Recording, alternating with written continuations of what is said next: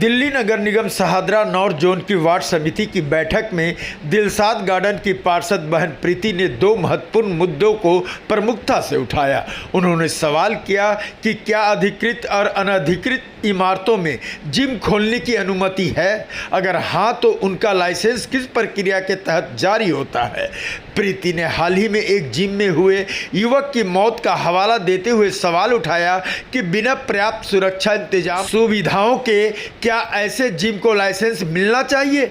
उन्होंने यह भी बताया कि जिन जिमों की स्वतंत्र पार्किंग व्यवस्था नहीं होती, जिससे उनके बाहर निगम की जमीन पर अवैध रूप से वाहन खड़े किए जाते हैं, उन्होंने पूछा निगम को इससे क्या लाभ हो रहा है। जोन अध्यक्ष ने आश्वासन दिया कि इस विषय में अगली बैठक में विस्तार से जवाब दिया जाएगा। प्रीति ने अपना दूसरा मुद्दा डियर पार्क से जुड़ा उठाया। उन्होंने बताया कि शाम ढलते ही पार्क के बाहर अवैध रूप से मीट, मछली और चिकन की रेहड़ियां लग जाती है, जहां लोग शराब पीते हैं और असामाजिक गतिविधियां होती है। उन्होंने जोन डीसी से सवाल किया कि जब निगम अतिक्रमण हटाता है तो फिर ये अवैध रेहड़ियां कैसे दोबारा लग जाती है। पार्षद ने इन समस्याओं पर त्वरित कार्रवाई की मांग की है। मेरे दो इशू मेजर थे।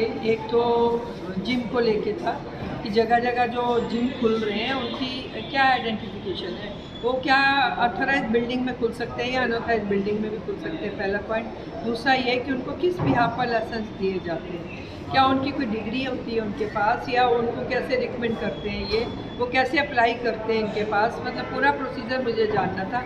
लेकिन वो यही कहा गया कि नेक्स्ट मीटिंग में वो हमें सारा बताएंगे, क्योंकि जगह जगह जिम खुल रहे हैं। अभी हाल ही में मेरे यहाँ एक बहुत जवान बच्चा जिम में ही ख़त्म हो गया और 7 महीने उसकी शादी को हुए थे। तो आप सोचिए कि इसका मतलब कि वो लोग जिम खोल सकते भी, कैपेबल हैं भी कि नहीं है। तो ये भी मेरा कहना था कि किस भी आप पर जगह आप ये देख लीजिए कि हर 2-4 कदम के ऊपर आपको एक जिम मिलेगा। और अच्छा, सबसे बड़ा इशू है कि पार्किंग है ही नहीं उनके पास।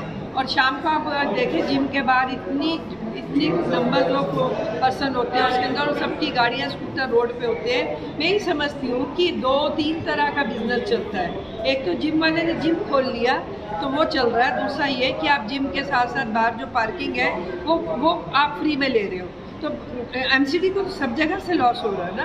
तो अब कॉर्पोरेशन ये नहीं देख रही, उसके अधिकारी ये नहीं देख रहे कि हमें क्या लॉस हो रहा है, वो देख रहे कि हमें क्या प्रॉफिट हो रहा है, बस हमारी जेब में क्या जा रहा है। मैंने ये भी बोला चेयरमैन को कि ये भी रखा जाए इसमें कि जब भी किसी को लाइसेंस दे जिम का, ये काउंसलर्स की भी कंसेंट होनी चाहिए, ताकि हमें भी पता हो, क्योंकि क्वेश्चन तो पब्लिक हमारे से आके करती है ना, और हमें पता ही नहीं होता, हर दूसरे दिन एक नया जिम खुल जाता है। दूसरा क्वेश्चन मेरा ये था कि मेरे यहाँ डियर पार्क में एक मार्केट लगती है 6 बजे से रात के 10-11 बजे तक चलती है, जो खाने पीने की रेडियाँ लगती हैं उसमें, और लगती रात को ही है वो।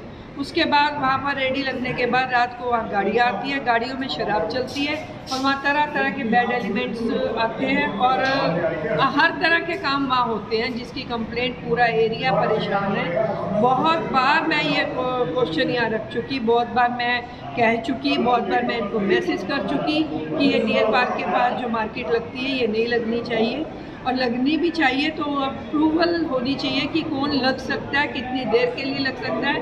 और गाड़ियाँ स्पेशली वहाँ शराब की बिल्कुल नहीं लगेंगी, चाहे जो मर्जी हो जाए।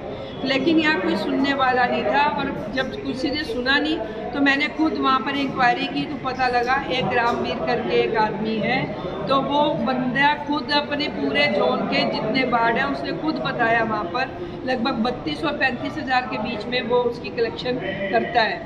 करके वो कहता है जी मैं एमसीडी के अधिकारियों को देता हूँ।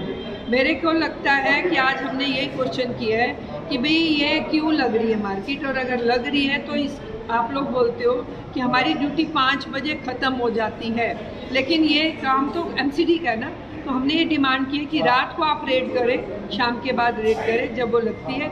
लेकिन मेरा मेन क्वेश्चन ये भी था, जैसे एसी हमारे असिस्टेंट कमिश्नर जो हैं वो रोज़ अपनी फोर्स लेके, मैन पावर लेके, गाड़ियाँ लेके रेड करने चलते हैं। तो मैं डीसी साहब से पूछ रही थी कि वो गाड़ियाँ जो लेके चलते हैं, इतनी मैन पावर, इतना सब कुछ पैसा लगता है एमसीडी का, लेकिन वो रेडियाँ जो आप उठा के लाते हो तो आप क्या अभी बॉर्डर भी क्रॉस नहीं करते हो, वो दोबारा लगी होती है। तो फिर उसको उठाने का, उसको हटाने का मतलब क्या हुआ?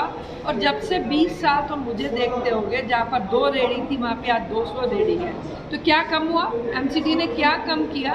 तो मुझे लगता है सब फेक चल रहा है प्रोग्राम, और आई वॉश है, कुछ नहीं है। ये सब इन्होंने अपना एक बिजनेस बनाया हुआ है, और इसमें कुछ पता नहीं कि यहाँ के एलआई क्या कर रहे हैं, इनके इंस्पेक्टर्स क्या कर रहे हैं।